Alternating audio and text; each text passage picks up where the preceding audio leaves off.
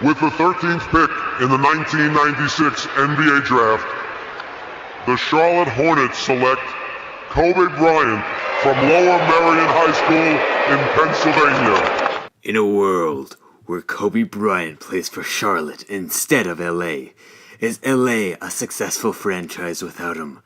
Does Charlotte become a relevant NBA team? And are the Clippers still cursed? Let's find out.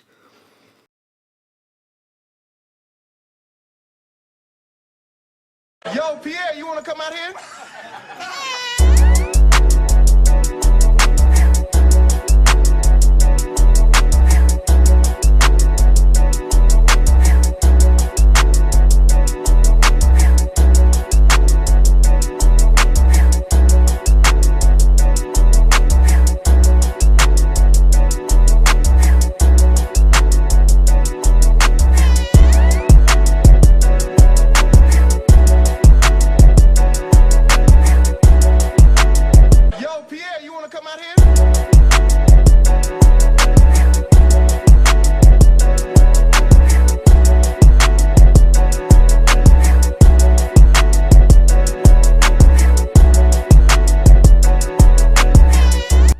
We all know who Kobe Bean Bryant is. One of the greatest players of all time. He played for the Los Angeles Lakers from 1996 to 2016, and although he doesn't really need an introduction, he does for this particular video, as Kobe at one point was drafted by the Charlotte Hornets with the 13th pick in the 1996 NBA Draft.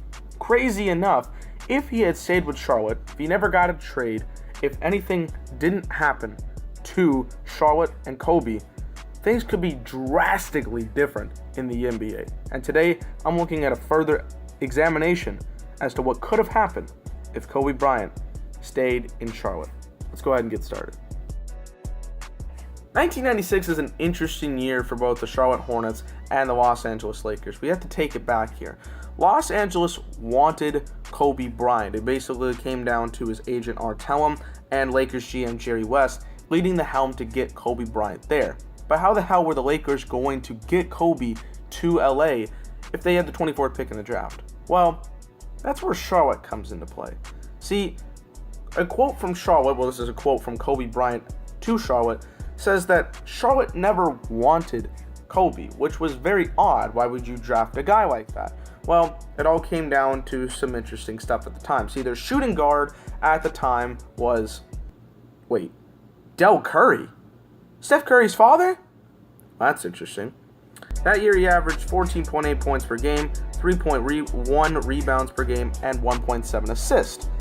Kobe was going to be a quote-unquote backup player at the time, and they didn't really see Del Curry leaving them or, them deteriorating because of Del Curry. Del Curry was there to stay, so they never really had an interest in picking up Kobe Bryant.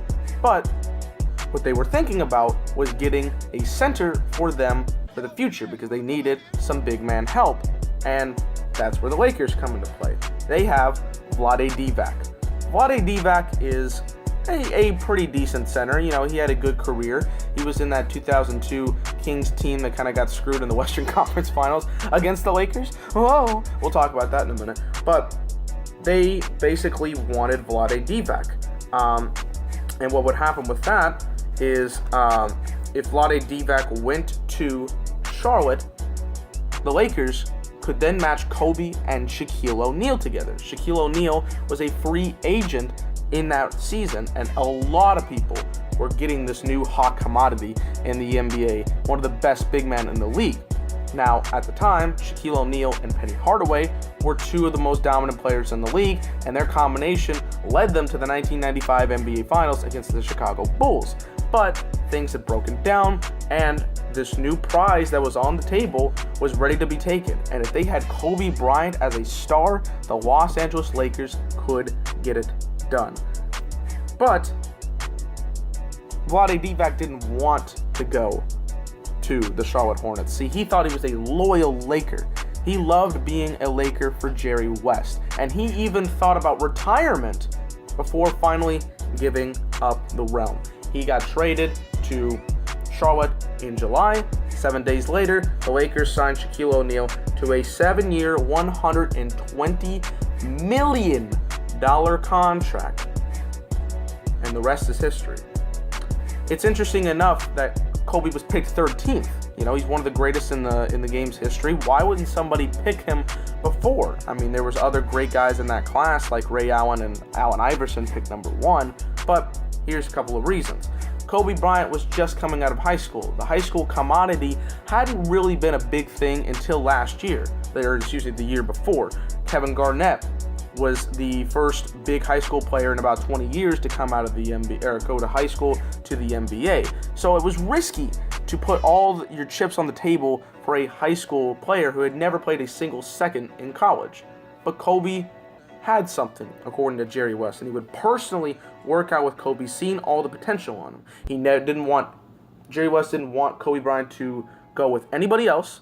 He wanted personal workouts to see what Kobe Bryant could do. And that's how it works. Lakers were able to sign Kobe Bryant with that trade to a smaller contract so they could get Shaquille O'Neal. Shaquille O'Neal matched up with Kobe in LA, and they won 3 championships together. So that's the backstory as to how Kobe got traded from Charlotte to Los Angeles. But what happens after the fact? What if, the real what if, Kobe Bryant never got traded? Well, here's a couple answers. So I'm about to blow your freaking mind when it comes to all these what if scenarios coming your way. So if your phone does explode from how crazy it gets, I apologize.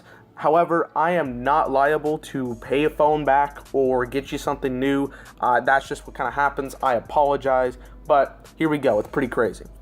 So Charlotte was actually a pretty good team when they drafted Kobe Bryant. In the past 6 years, they won 50 games twice and got to the Eastern Conference semifinals 3 times. So if Kobe plays, it's not that difficult to see the Charlotte Hornets being contenders in the Eastern Conference, especially after the 1998 season where Michael Jordan retired for a second time. If there is no team to run roughshod like the Chicago Bulls did back in the late 90s, this team could certainly have a chance to win the NBA Finals, or at least get to the NBA Finals. So the Charlotte Hornets could be a huge team in the late 90s and early 2000s with Kobe being the star player that he was. If they're good, then that leads to some other predicaments. The Hornets wouldn't move to New Orleans in the 2002 season.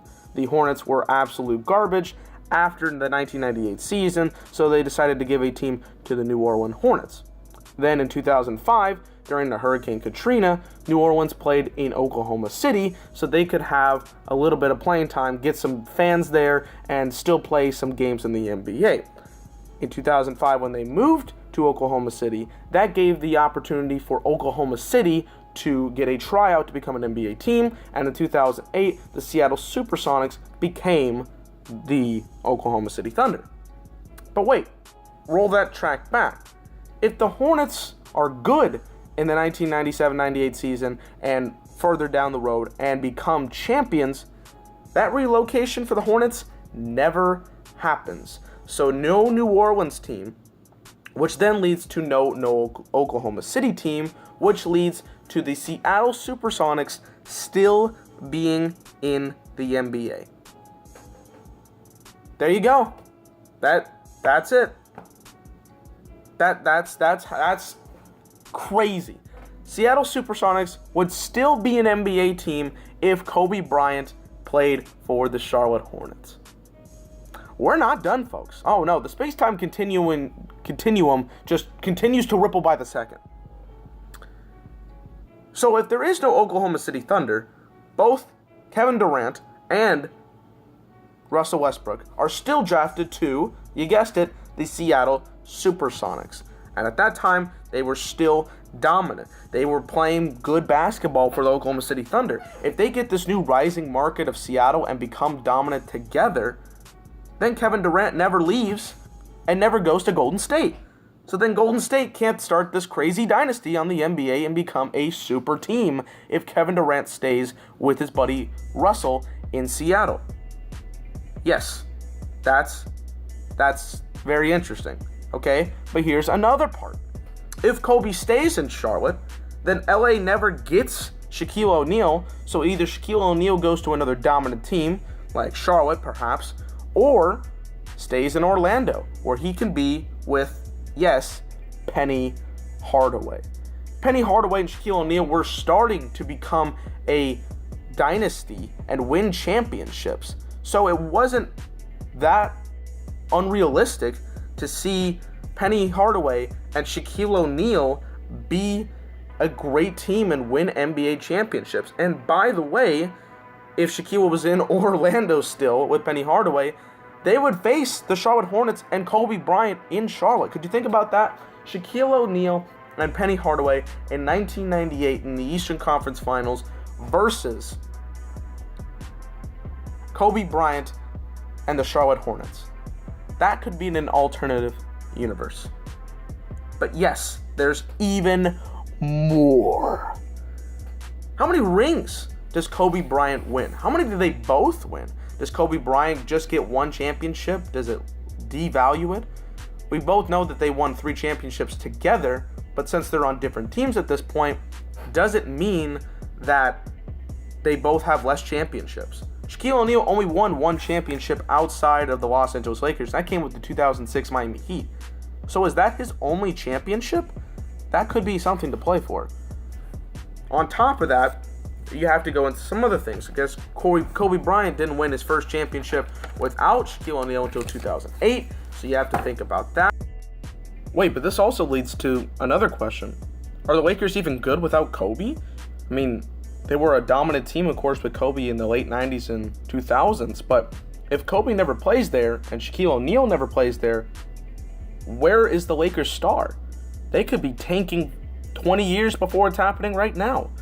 The Lakers' greatness could be devalued by the fact that they haven't had a championship since the 80s. So then, wait a minute. Oh my god, everything is spiraling in my head. What if there's no New Orleans team? Where does Anthony Davis play? What? Since 2002, Lakers-Kings, Western Conference Finals, does Sacramento become the most dominant team in California? And that means Chris Webber's a legend, and Kobe versus LeBron becomes a legendary playoff series in the finals or the Magic dynasty. Does MJ even own the Charlotte Hornets? Phil Jackson leaves the Bulls after 98. Cohen's leaves in 99. So does Phil Jackson go coach for Charlotte? And Chuck Daly leaves at 99 as well. So does that mean he goes to coach for Orlando? It's too much. It's too much. I'm freaking out. It's too much. I think I'm about to explode.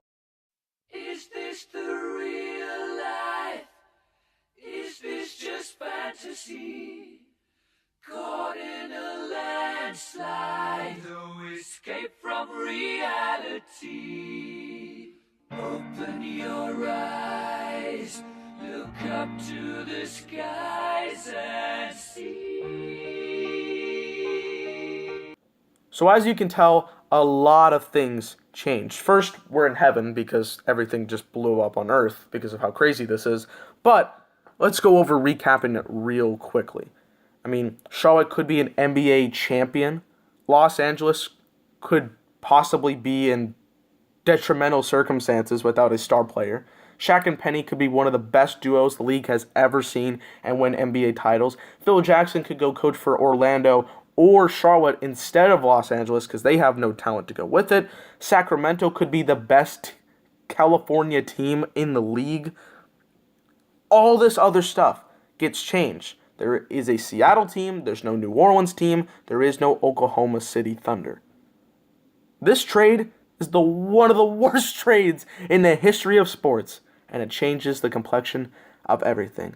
It's Dylan from The Bottom Line View. Thank you for watching. Like, comment, and subscribe for more sports content.